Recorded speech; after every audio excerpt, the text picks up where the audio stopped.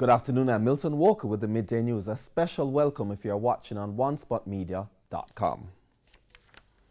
The deportation flight from the United Kingdom to Jamaica is expected to land in Kingston any time now. Yesterday, the appeal court in the United Kingdom ordered the Home Office not to remove anyone scheduled to be deported from 2 detention centres near London's Heathrow Airport.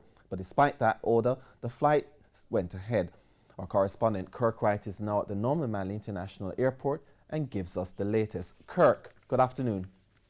Milton, thank you. I'm indeed at the Norman Manley International Airport, and the bus that should be taking the 17 deportees who are scheduled to arrive anytime soon is here waiting with a number of police officers. I should tell you the police officers are wearing masks and some gloves just as a means of added protection, but they're here and they're waiting. It would appear as if the flight has not arrived as yet, because the bus, we understand, will be going somewhere close to the tarmac to receive the deportees, after which they will be taken to what was the Harman Barracks on South Kemp Road to be processed and then released. We're not sure if any of these deportees were wanted for crimes in Jamaica, so we're not sure if any of them will be held. But so far, the police are here and they're just waiting around to receive them. Listen. Kirk Wright, thank you very much. The Governor-General, Sir Patrick Allen, delivered a throne speech a short while ago in Gordon House, outlining the government's plans for the legislative year. The ceremonial opening of Parliament took place with the usual pomp and pageantry. TVJ's Andrea Chisholm is at Gordon House and now joins us live. Andrea, good afternoon. Thank you very much, Milton. Well, as you can see behind me, a number of parliamentarians and other individuals are gathered out here outside Gordon House as we just listened to the throne speech from the Governor-General. For roughly an hour, the Governor-General used the throne speech, as usual, to talk about his government's achievements for the past legislative year, as well as to outline the plans for 2020-2021. For example, he spoke about the 19 consecutive quarters of growth, the completion of the IMF program, as well as the ban on single-use plastic. So what's new? In going forward, the Governor-General outlined that there will be greater investment in infrastructure, and he spoke about an initiative to be rolled out called the Greater Infrastructure Development Program. The IDP is a multi-year comprehensive infrastructure program which includes not just roads but bridges and structures, street lighting, sidewalks and ramps, traffic lights, water and sewage, fire hydrants and drainage.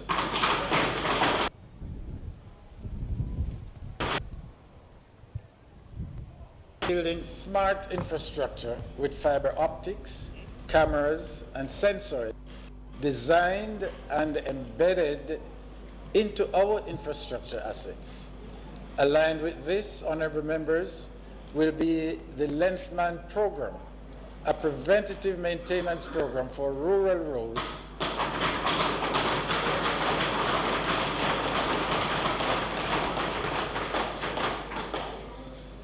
program for rural roads and high trafficked corridors built on a performance-based system and enabled by.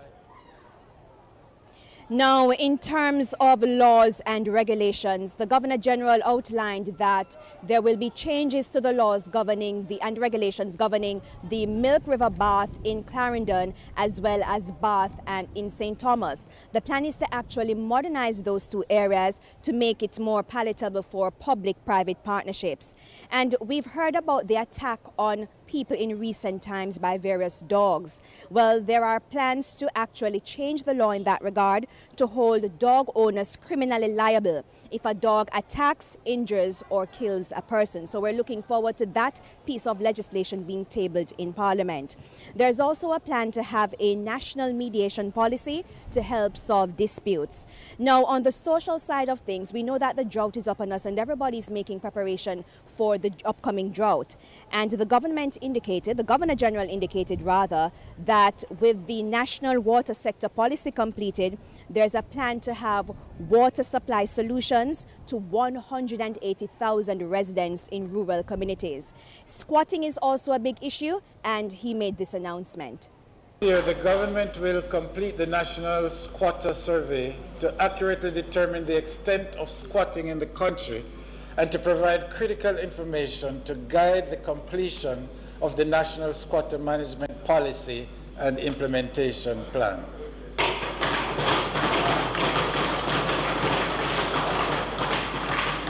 The Real Estate Board will merge the Real Estate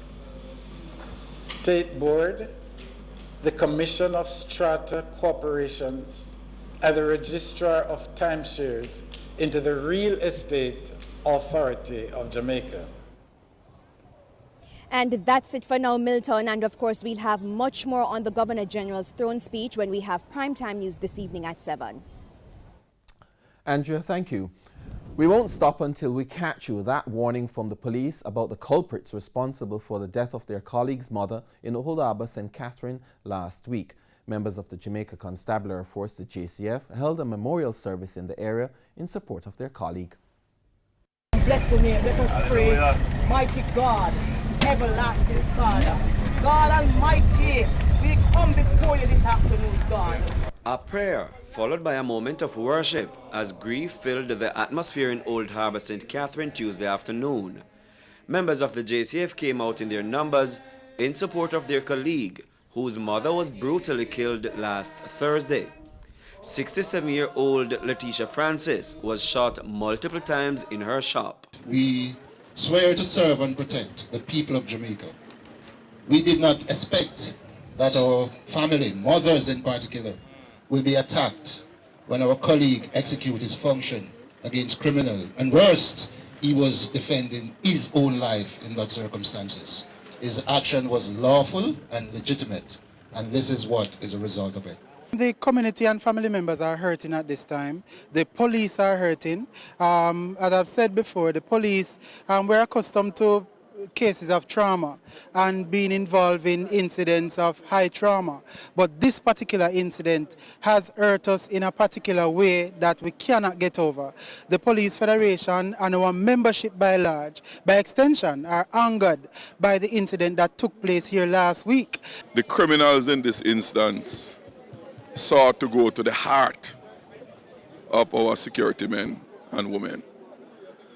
And it's for this reason this murder must not be treated as any ordinary murder.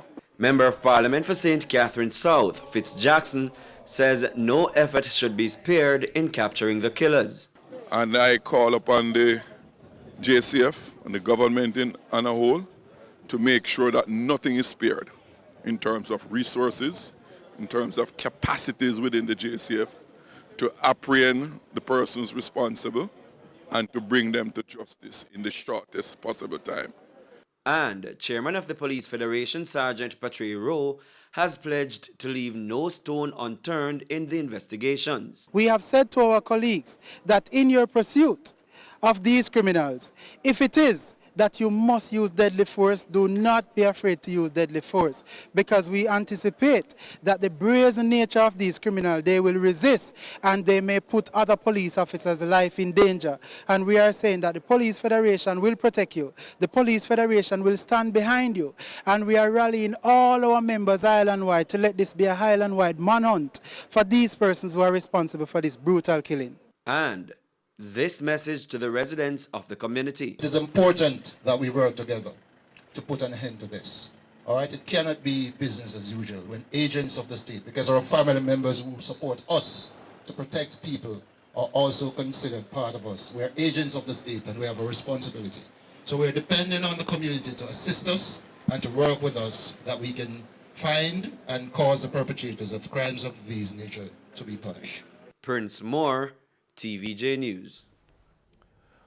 We'll leave it to the police, the position of the Jamaica Teachers Association, JTA, after last week's stunning arrest of a male teacher who was impersonating a police officer. TVJ's Dwayne Anderson put the issue to the JTA leadership on Monday and now reports. The country is still digesting last week's disturbing case in which 38-year-old drama teacher Troy Chambers from Kingston was arrested and charged for impersonating a police officer. He was nabbed by the rail police after reportedly taking someone to a police station to take a report. The police recovered an illegal firearm as well as illegal ammunition, handcuff, a firearm license bearing another person's name, and one combat belt from the man's house. Efforts to contact the leadership of the high school he was said to be employed to as a drama teacher were unsuccessful, but sources informed me the man has been operating as a teacher cop for several years. I put the matter to the leadership of the Jamaica Teachers Association, JTA, at a press conference on Monday. The details are sketchy. We don't know enough details to be commenting on a matter that is with the police. But as far as we know, we allow due process to take its place, and whatever is in law, and we allow the law to deal with it. The JTA's leadership was not as coy on other criminal matters in the education system. They have given the government a 30-day ultimatum to address violence in schools or risk disruptions. Going on strike would be last resort. I mean, there are several other things that we can do before we reach that stage. So, as I said before, we will look at what is before us, we will caucus, and then we'll make a determination as to what we do going forward. But what I can tell you is that we are a professional body, and we will be as responsible as we have been over the years, and we'll take the best decision in the interest of all parties concerned. There have been 14 attacks or security breaches at schools since the start of the year. Dwayne Anderson, TVJ News. And that's midday news, but I should tell you that Carrie Douglas, the councillor for the Trafalgar Division, who represented the People's National Party in the Kingston and St. Andrew Municipal Corporation, crossed the floor this morning to join the JLP. We'll have much more on that story and many more in Primetime News at 7. On behalf of the news, sports and production teams, good afternoon.